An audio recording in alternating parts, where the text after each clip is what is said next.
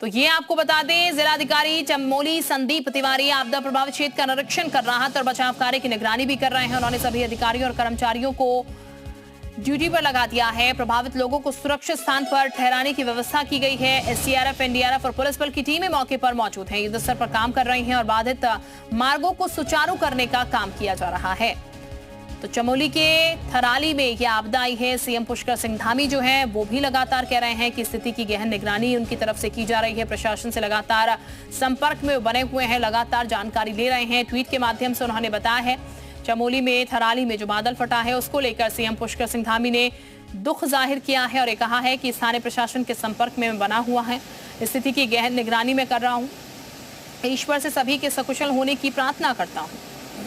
पुष्कर इस वक्त हमारे साथ ज्यादा जानकारी के साथ जुड़ चुके हैं। पुष्कर का सीधे रुख कर लेते हैं।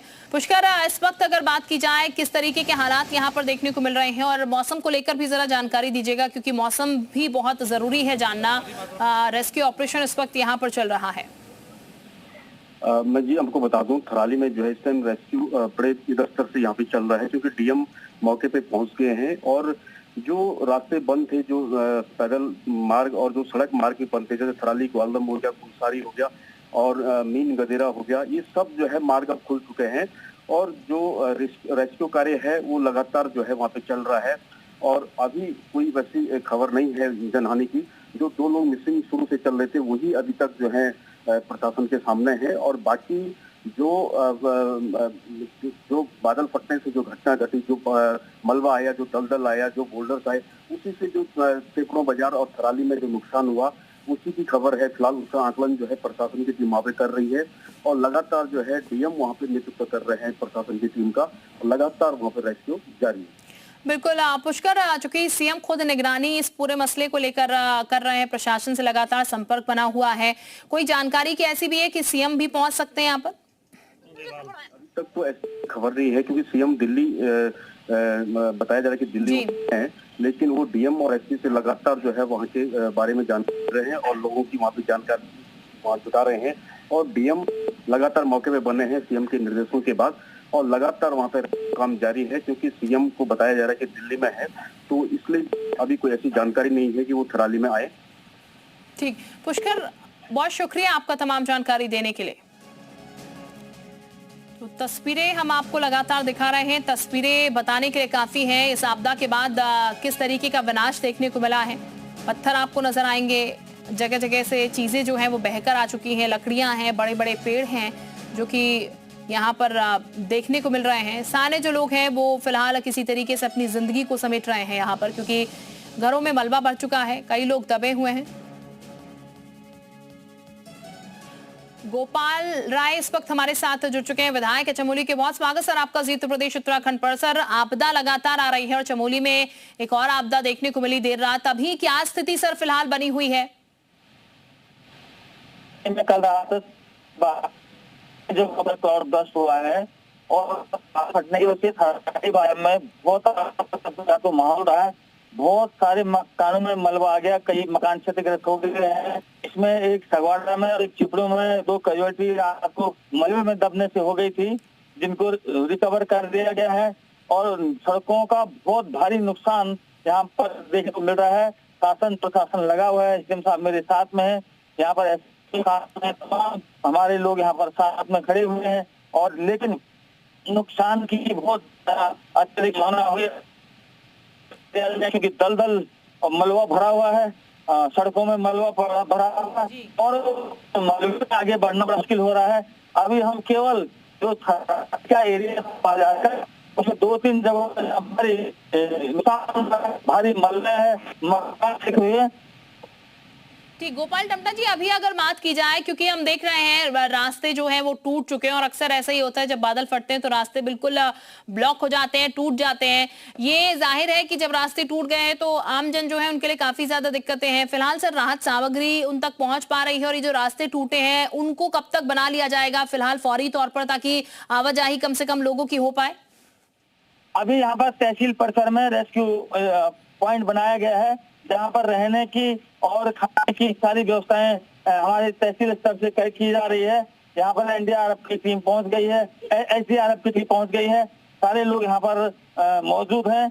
लेकिन जिस प्रकार से यहाँ पर टूट फूट हुई है, जिस प्रकार से बहुत बड़ी संख्या में मलबा हुआ है, आगामी उसमें भी यहाँ पर खतरे की जद में ये है, बहुत बड़ा खतरा बनने की, क्योंकि पहाड़ी एरिया है, जब ऊपर से पहाड़ी हिल खिसक जाता है तो उस भविष्य में भी बड़े खतरे की संभावना बनी है।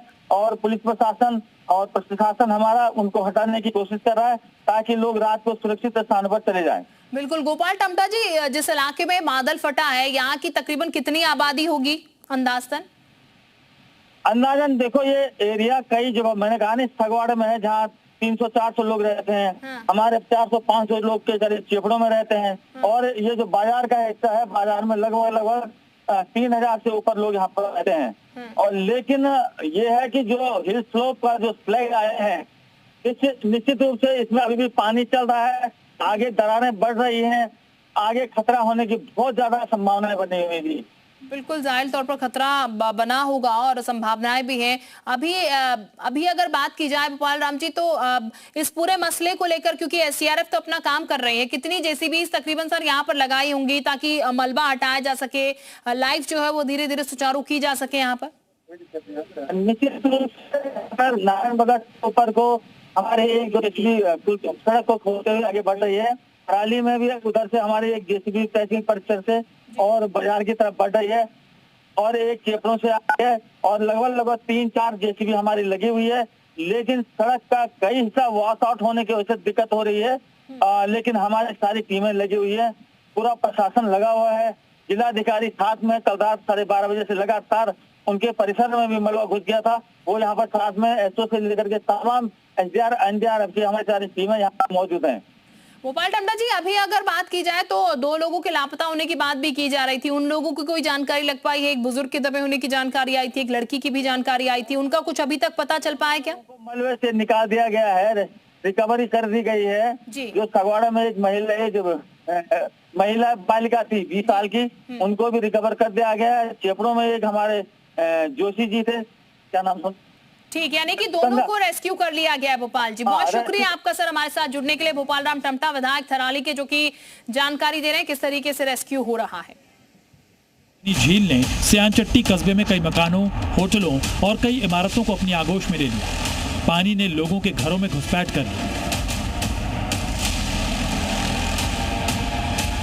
ड्रोन से ली गई इन तस्वीरों को देखकर आप हालात का अंदाजा लगा सकते हैं।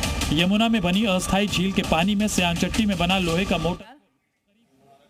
तो फिलहाल ये बता दें आपको, इस वक्त कोशिशें जो हैं वो पुरजोर की जा रही हैं और कोशिशें कामयाब होती भी कुछ हद तक नजर आ रही है, क्योंकि जो 2 लोग लापता थे उनको फिलहाल मलबे से बाहर निकाल लिया गया है। एक महिला 20 साल की और इसके अलावा जो बुजुर्ग मलबे में दबे थे उन्हें भी बाहर निकाल लिया गया। जैसा कि हमारे साथ विधायक जुड़े हुए थे गोपाल जी, वो जानकारी दे रहे थे कि उन दोनों को ही सुरक्षित बाहर निकाल लिया गया है।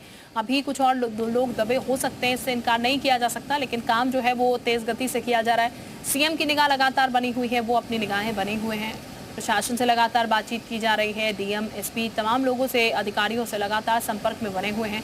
हालात क्या हैं, रेस्क्यू ऑपरेशन कैसे चल रहा है, किस गति से चल रहा है, कितना अभी तक सफलता मिल रही है, इस तमाम चीज़ों को लेकर जानकारी फिलहाल सीएम की तरफ से जुटाई जा रही है। और ये बता दें आपको, क्योंकि देर रात ये पूरी घटना हुई थी, तो उसके बाद से ही लगातार डीएम एक्शन में आ गए थे और एसडीआरएफ की टीम यहाँ पर भेजी गई थी।